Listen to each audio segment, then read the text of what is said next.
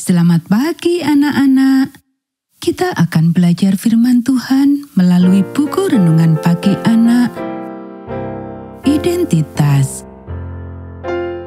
Hari ini tanggal 11 April, judul renungan kita, Terlalu Banyak Baptisan. Mari kita awali dengan doa. Bapa di surga, kami akan belajar firman Tuhan. Tolong kami supaya kami dapat memahami firman Tuhan. Dalam nama Tuhan Yesus kami berdoa. Amin. Anak-anak, ayat inti renungan pagi kita hari ini diambil dari kitab Yohanes pasal 15 ayat 13. Tidak ada kasih yang lebih besar daripada kasih seorang yang memberikan nyawanya untuk sahabat-sahabatnya.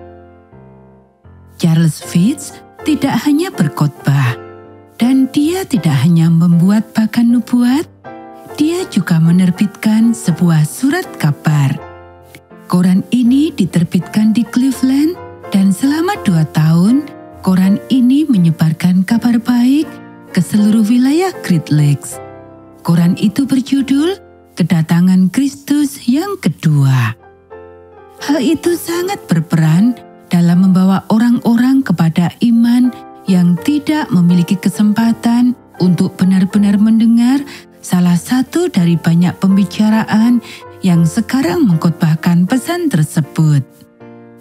Pada bulan Oktober tahun 1844, tepat sebelum apa yang diyakini orang sebagai akhir dunia, ada sekelompok besar orang percaya yang ingin dibaptis. Jadi, Fitz membawa mereka ke danau dan membaptis mereka semua, meskipun saat itu cuaca sedang dingin.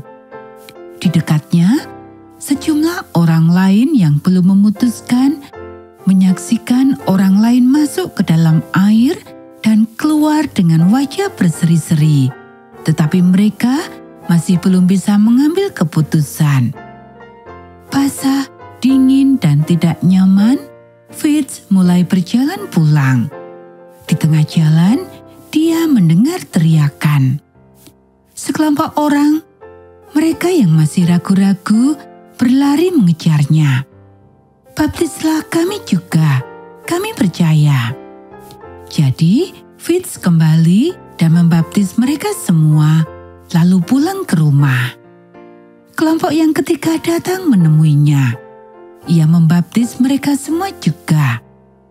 Dia merasa kedinginan yang kemudian menjadi sakit, tetapi keesokan harinya ia masih mengendarai sepeda beberapa mil di tengah angin dingin menuju ke tempat pertemuan yang lain. Rasa dingin itu menjadi demam, dan setelah bertahan selama beberapa waktu, ia meninggal pada tanggal 14 Oktober. Jadi, Fitz sendiri tidak hidup untuk melihat kekecewaan besar. Dia meninggal dengan kata-kata, "Saya percaya pada janji-janji Allah."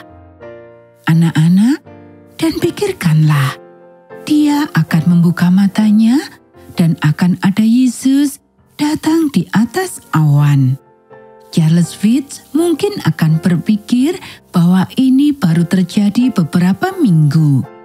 Bayangkan betapa terkejutnya dia ketika kebenaran dijelaskan kepadanya. Anak-anak, demikianlah renungan pagi kita hari ini.